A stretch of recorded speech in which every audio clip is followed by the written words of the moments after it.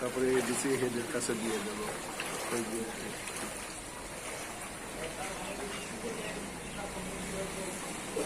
কি অবস্থা আসলে, মানে বন্যা এলাকার পরিবর্তে আমাদেরই ত্রাণ কার্যক্রম চালানো উচিত।